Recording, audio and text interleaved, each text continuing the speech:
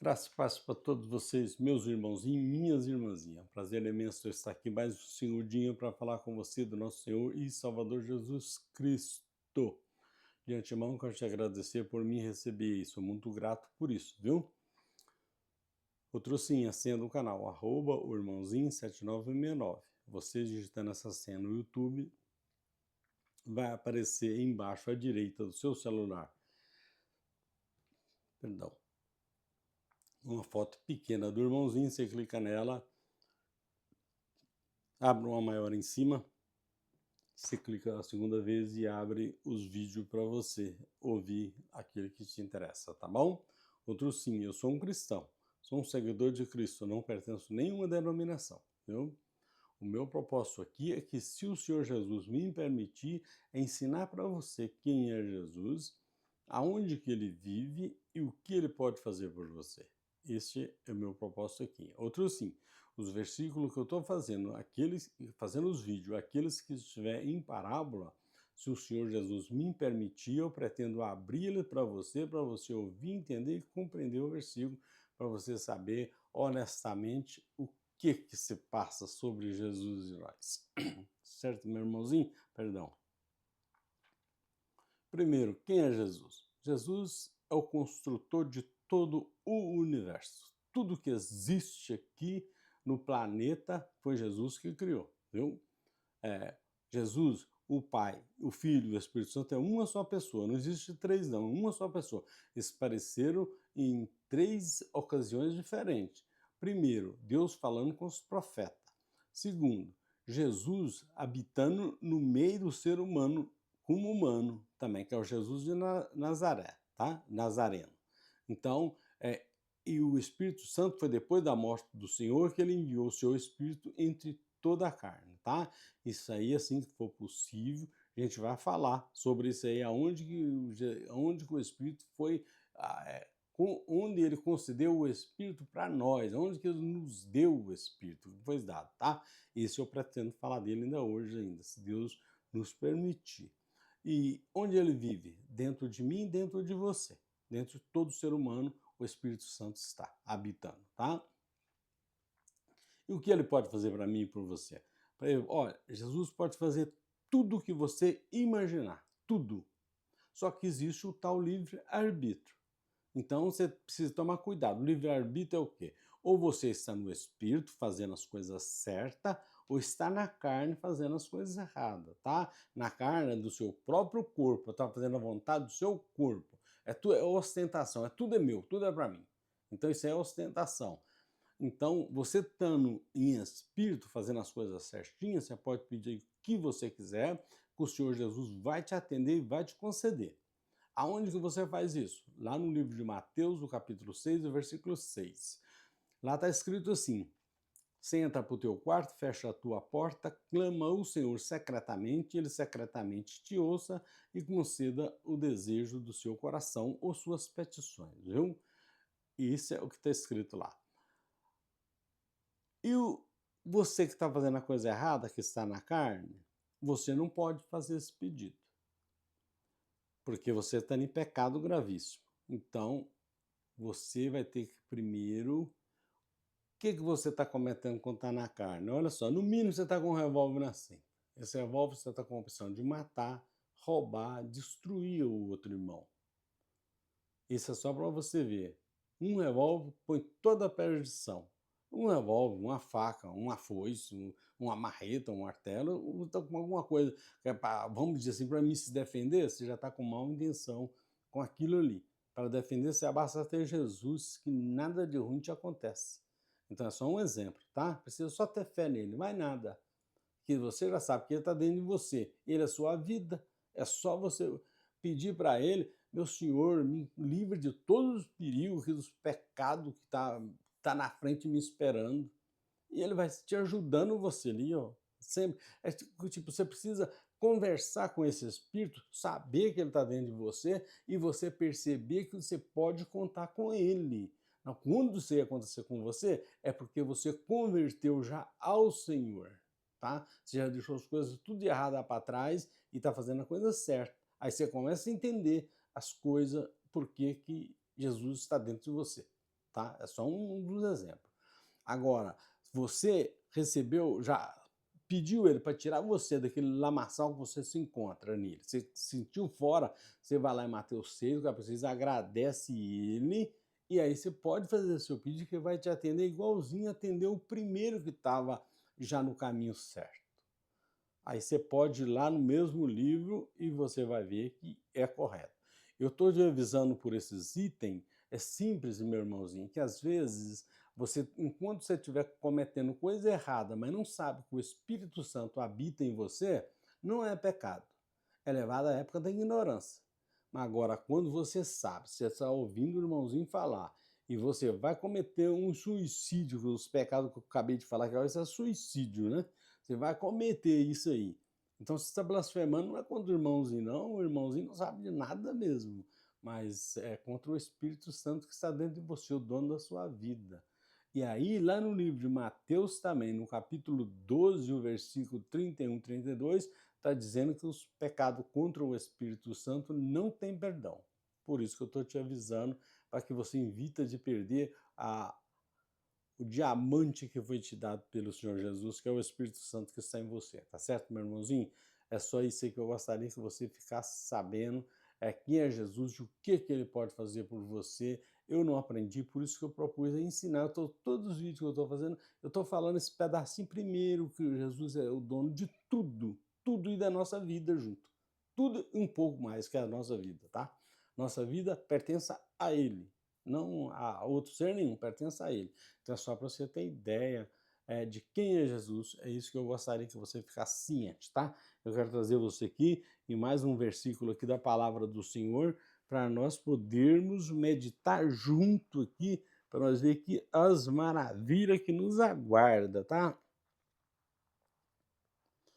Olha que versículo maravilhoso, nós vamos ler agora aqui. Escuta bem. Aonde o Espírito Santo foi derramado sobre toda a carne. Isso aqui você não vê, meu amigo, é só aqui dentro da Bíblia, mas na boca, no sistema, você não enxerga isso aqui não. Você não ouve isso aqui, tá? Não é que... eu creio que também eles não sabem, tá? Eles são tão fixados em cima da lei, só lei. A lei, nós estamos hoje no Evangelho da Graça, que foi o Evangelho que foi dado ao apóstolo Paulo. Nós não tem que ver o Evangelho que foi dado a Pedro e João, não. Pedro, João e Tiago. Isso aí é o evangelho da lei. Na lei não tem a salvação, tá? Então é só para você ter ideia. Então nós temos que ver o evangelho de Paulo. Isso aqui que eu estou lendo, esse versículo aqui, ó, ele está também no livro do profeta Joel e o versículo 28, que está esse aqui. Olha o que está escrito aqui. Ó. Acontecerá depois que derramarei o meu espírito sobre toda a carne. Vossos filhos e vossas filhas profetizarão. Os vossos velhos, aqui está dizendo é ancião, tá? Só para que não confunda, que aí eu falo velho aqui, você vê aí na sua Bíblia vai estar ancião e aí você vai dizer, não entendeu, tá? Então isso aqui, os vossos ancião terão sonhos, são os velhos, viu? Os vossos macebo, que está escrito aqui, terão visão, tá? Isso aqui é o sistema do Espírito Santo, viu? Que você começa a profetizar, a conhecer as coisas, a ter visão. É o Espírito Santo que está dentro de você, que está te mostrando isso, para você entender isso aqui, tá? É só mesmo para você ter ideia. Esse aqui, aí você fala assim, mas onde que esse aqui, o Espírito foi derramado? Foi no profeta Joel, que é o que está marcado aqui, né? Capítulo 2, versículo 28.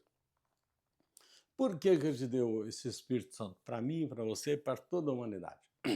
É simples. Ó, o dilúvio é bem conhecido, né? Quase todo mundo já viu falar do, mesmo que não viu a Bíblia, mas já viu falar do dilúvio, tá? Foi todo mundo morto com água. Então só sobrou a família de Noé, do dilúvio. Aí foi o juízo final que foi para Israel, não foi para o mundo cósmico, o mundo de Israel, tá? A Bíblia foi escrita para Israel, dali que expandiu para o resto do mundo. Então, o juízo final foi a mesma coisa, só escapou os escolhidos que o Senhor pediu um oráculo. Oráculo é profeta, viu? Um oráculo dele para ir em Jerusalém e separar os escolhidos que estavam lá. Então ele foi lá e separou e levou para Pérea, tá? Foi uma cidade chamada Pérea, onde que foi os escolhidos de Deus. E quando veio o juízo final, que foi Roma contra Israel, com o general Tito, aí teve a matança, só já faltava Jerusalém e a Judéia, que era a cidade fortificada, tá? Era, vamos dizer, o quartel-general, né, no caso assim, um exemplo para você entender, tá? Onde ficava o rei e por aí afora, os chefes, os delegados de força, né, forças maiores, que ficava tudo ali. Então, fora daquilo ali, as outras cidades pequenas, Roma já entrou massacrando todo mundo ali. Então só ficou essas duas cidades, Jerusalém e Judéia. Aí, ali, Roma tentou, o relato, eu vi no livro de Flávio Joséfo, que 15 dias o general Tito, com uma máquina lá que era para destruir os muros, bateu 15 dias, nem abalou nem o reboco dos coisas, que as pedras simplesmente pesavam entre 450 a 500 toneladas. Então, batendo com uma coisinha ali, vamos dizer, de 100 quilos, que é um peso muito enorme, que lá era mesmo como um mosquito estivesse posando. Deus foi abrir os portão para ele, o general Tito. O próprio general Tito, que era romano, pessoal incrédulo na época, né? Ele mesmo falou para o exército dele, o portão abriu porque Deus abriu para nós o portão. E era verdade. Foi exatamente o que aconteceu. Deus abriu o portão de Jerusalém, aí o general Tito não quis entrar para ir matando todo mundo, não. Ele fez o contrário. Ele bloqueou de entrar alimento. Alimento nenhum entrava na cidade. Então, quer dizer, chegou uma hora que acabou que tinha lá para comer, ou ia ter que sair de qualquer jeito, né? Porque a fome não dá lugar para nada. Então, saiu ali de dentro, saiu gente para escravidão e saiu gente morta. Só que Jesus falou, há também um versículo dele assim também, aquele que tentar salvar a sua vida, perdê-la, que é o que saíram para a escravidão, tá? Eles não tinham espírito, eles tinham era fôlego de vida.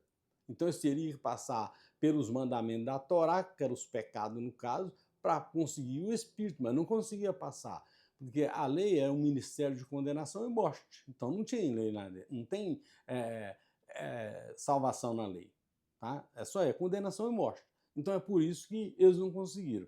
Então só saíram para a escravidão e o resto, aqueles que saíram mortos, que Jesus disse, aquele que perder sua vida por amor de mim, salvá-la. Porque assim que Jesus retornou, tá, em espírito,